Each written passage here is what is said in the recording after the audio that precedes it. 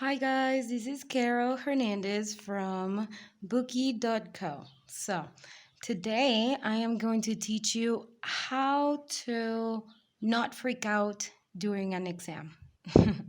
How do I do that?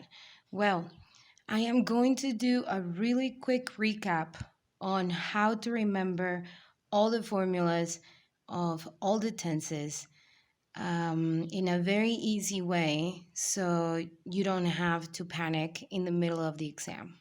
Okay? This is especially useful for advanced students.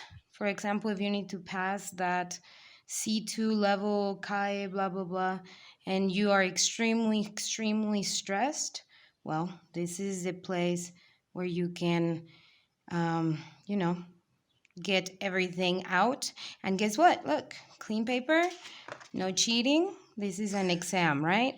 So let's do this. Thinking, like this is a piece of paper in your exam. So nothing special, no need for special things. And we have only 3 times ever, right? Present, past, and future, right? Now, what happens? We have the present simple, right? The present continuous, the present perfect, and the present perfect continuous, right? So, right. Look at those lines. They're not that horrible. I used to be a designer. Well, I'm still a designer, but um, these are not good lines. I'm sorry. Okay, so let's start. It's very simple, For example, present, simple present.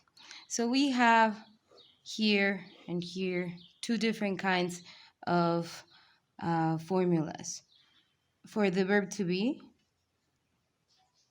and for the action verbs, right? Same thing, action verbs and verb to be. So, what happens with the verb to be? Remember, this is something that is supposed to be quick and just give you enough information that you are confident on what you're doing. This is not supposed to be beautiful. This is not supposed to be extremely detailed. Obviously, if it's not clear, you can watch this video again. You can ask me, I think my profile is right here. So the present for the verb to be is am, is, are, correct? And for the past is was, were. For the action verbs, we're not going to put all the action verbs here. We are only going to try to remember the auxiliary verb, okay? In this case is do or does, and in this case is did, okay? Happily, our friend the future, just, you just need will or going to plus the verb. That can be to be or action verb. So this is easy, okay? Now, here comes the trick, okay? This is not about memorizing anything. This is the trick. The trick is that when you remember that the continuous, okay? The continuous is ing, correct? Ing. Always, always, always, always. That's the beauty of continuous. So you need the ing for your sentence. And every time you have an ing, what do you need? Our friend, the verb to be, okay? So, I am walking. You are eating, correct? So, Okay? Same thing here, to be. Obviously, past. And the verb to be in future. Remember? Will be.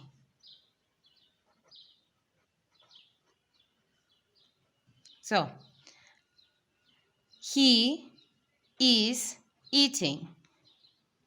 Mariana was flying. Another one. Nicolas will be working tomorrow, right? Now, let's go to the perfects. All the perfects, right? All the perfects have some form of an auxiliary verb of have and has, correct? Have and has.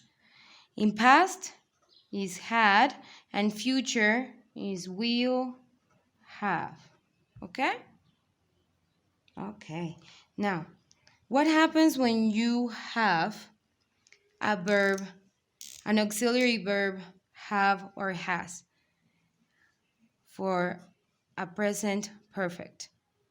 Present perfect always needs the typical PP. What is PP? Past participle, right? Past participle. So we always need the past participle. So that's the beauty of English. It's so repetitive. So we have traveled to the United States 5 times. Good job. In the past, we had eaten in that place twice before it closed. This looks hard. Future perfect. I will have worked at the office I don't know.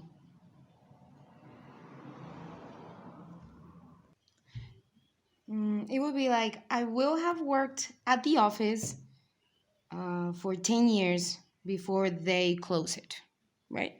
Okay. Obviously, it's both things in the future, one before the other. Now, what happens here where we have present perfect continuous? Oof, sounds difficult, but it's not. Imagine you have an exam and you're freaking out. You're like, oh my God, this is a really hard exam, and they're asking me for a sentence in future perfect continuous. This sounds horrible. Well, you relax and you remember, right? Perfect. Perfect needs what? Your auxiliaries. Have, has, had, and will have. Correct?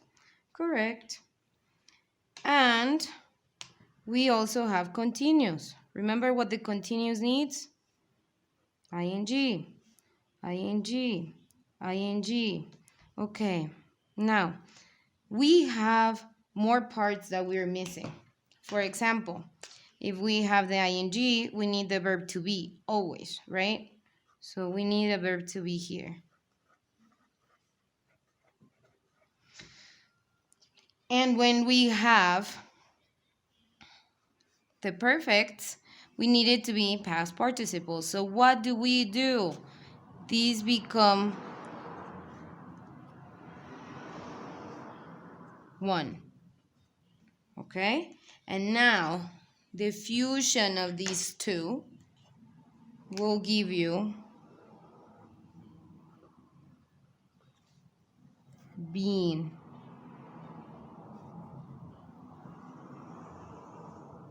And there you go.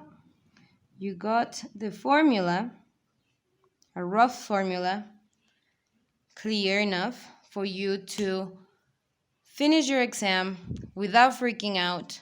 It doesn't take that long. And obviously you don't need to do the whole table. You can always do, like future perfect, future, you have will, perfect, you have your auxiliary verb, you know that you need the past perfect for have. So you just need to write this down. But this little table and remembering these little color codes can really, really help you from getting out of a panic attack. So I hope this is something useful. Again, if you want to see more of each one of these, please schedule a class with me, and I would love to keep talking about this. Okay? Have a beautiful day.